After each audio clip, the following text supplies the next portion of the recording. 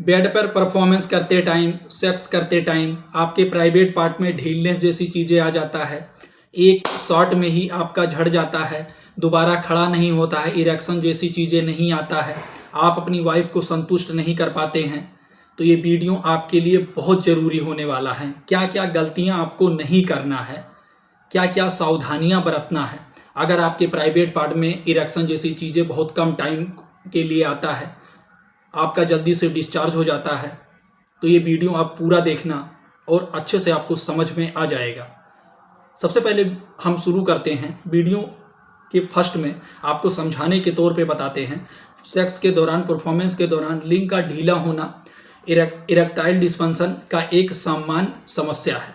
बहुत सारे पुरुषों में देखा गया है कि वो जैसे पहले शॉट में ही उनका ढीला हो जाता है, सिकुड़ के छोटा हो जाता है, वाइफ को संतुष्ट नहीं कर पाते हैं, या फिर बेड पे जाने से पहले ही उनका डिस्चार्ज हो जाता है। ये एक ऐसी समस्या है जिसे इंग्लिश में इरेक्टाइल डिस्फंक्शन के नाम से जानते हैं और हिंदी में नपुंसकता जैसी समस्या के नाम से जाना जाता है, जो शरीर या फिर अन्य मानसिक कारण के, मतलब शरीर में कमजोरी के कारण हो सकता है। इसके पीछे और भी कारण हैं और ये समस्या आप कैसे ठीक कर सकते हैं वो भी बताएंगे इसी वीडियो में। तो वीडियो को लास्ट तक देखना, आपको सारा कुछ जानकारी हिंदी में समझ में आ जाएगा। जैसे कि अगर आपके शरीर में कमजोरी की समस्या है तो ये इसके कारण भी ढीलनेस जैसी चीज़ें आ सकता है। और क्या क्या चीज़ें हैं वो आप समझ लीजिए।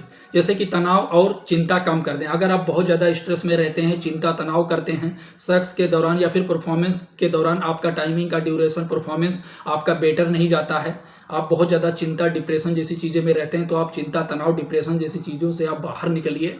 आप परफॉर्मेंस के दौरान किसी बात को सोचना, अपने माइंड में दौड़ाना, ये आपके परफॉर्मेंस को बेटर कभी नहीं बनाएगा। जैसे कि इसकी चिंता करने से दिमाग गलत डायरेक्शन में चला जाता है, मतलब गलत सिग्नल में भेज देता है, जिससे तनाव आपके परफॉर्मेंस के दौरान, अगर स्ट्रेस वगैरह आप लेते हैं तो आपके टाइमिंग का ड्यूरेशन जाहिर सी बात है कम देखने को मिलेगा। इसीलिए मैं आपको बोलता हूँ चिंता, तनाव जैसी चीज़ें आपको कभी भी नहीं लेना है। आपको गहरी सांस लेना है परफॉर्मेंस के दौरान और अपने आप को रिलैक्स महसूस करना है।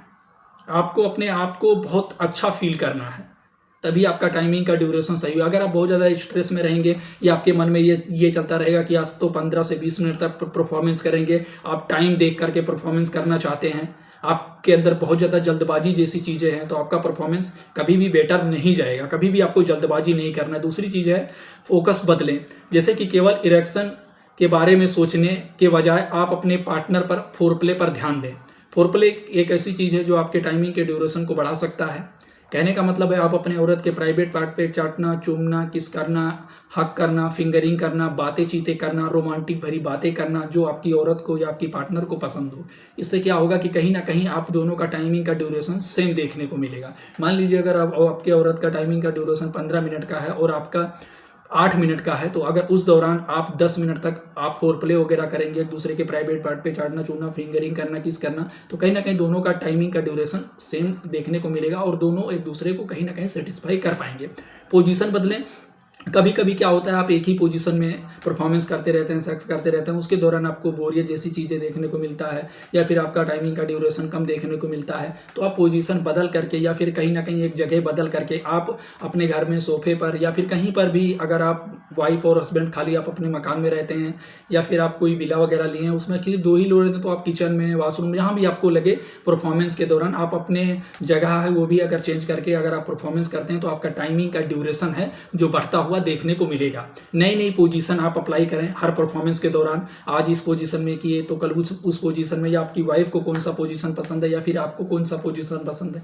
कहीं ना कहीं अगर आप एक दूसरे से बातचीत करके अगर पोजीशन बदल के परफॉर्मेंस या फिर सेक्स करते हैं ना, तो आपके टाइमिंग का ड्यूरेशन जरूर कुछ ना कुछ चेंजेस देखने को मिलेगा। अगली चीज़ है लंबे समय तक सुधार के तरीके। जैसे कि हम आपको बताने कि ईगल एक्सरसाइज वगैरह करिए। जैसे कि पेशाब के दौरान मांसपेशियों को दिन में 2 से 3 बार 10 से 5 सेकंड के लिए आप टाइट पकड़ें। जैसे कि आप टॉयलेट करने के लिए जा रहे हैं, तो जब आपको पेशाब करना है पुरुषों में, तो वो अपने लिंग को, ऊपरी वाले हिस्से को, जैसे कि 3 सेकंड 5 सेकंड के लिए एक तरीके से वो पकड़ करके रखें, फिर छोड़ें, फिर पकड़ें। 2 से 3 बार परफॉर्मेंस के दौरान करें। इससे कहीं ना कहीं पेल्विक मसल्स को मजबूती मिलता है और इरेक्शन बेहतर होता है।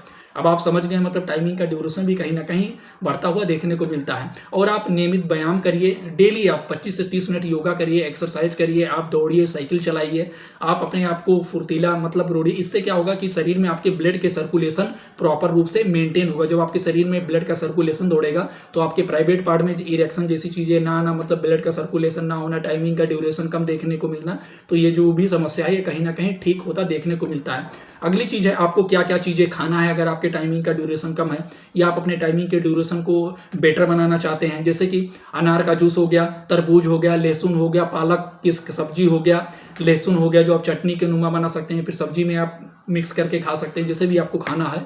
ये आपके शरीर के लिए काफ़ी ज़्यादा फायदेमंद होने वाला है।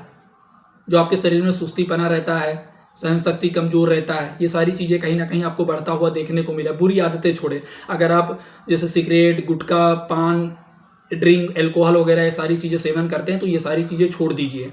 मैं आपके अच्छाई के लिए बता रहा हूँ, ये आपके टाइमिंग के ड्यूरेशन को कहीं ना कहीं आपको घटता हुआ देखने को मिलता होगा। तो ये आपकी जो गलत आदतें हैं, आचरण है आपकी, ये सारी चीज़ें आप छोड़ दीजिए। और आप डिप्रेशन, चिंता, तनाव, ये सारी चीज़ें आप बिल्कुल भी मत लीजिए, स्ट्रेस वगैरह। और हाँ, अब सबसे मुख्य चीज़ बता देता हूँ। मान लीजिए अगर कोई व्यक्ति है उसे डायबिटीज़ की समस्या है या फिर हाई ब्लड प्रेशर जैसी समस्या, मोटापा, कोलेस्ट्रॉल जैसी समस्या है या कोई दिक्कत समस्या है, तो वो अपने डॉक्टर या फार्मासिस्ट से एक बार जरूर संपर्क करें। अगर उनको किसी प्रकार की कोई दिक्कत समस्या है तो अपने डॉक्टर से इसके बारे में जानकारी बताएं। और हाँ, अगर आपके अंदर नपुंसकता जैसी समस्या है, टाइमिंग का ड्यूरेशन कम देखने को मिलता है, तब भी आप अपने डॉक्टर से एक बार सलाह लें और डॉक्टर के द्वारा जो भी दवा मेडिसिन दिया जाएगा वो आप खाएं और जो भी दिक्कत समस्या है वो आपका ठीक हो जाएगा। आपको घबराने की जरूरत नहीं है, परेशान होने की जरूरत नहीं है। आशा छोटी सी जानकारी समझ में आया होगा। चैनल पर नए हो सब्सक्राइब करना, वीडियो को लाइक करना, ज़्यादा से ज़्यादा लोगों को शेयर जरूर करना।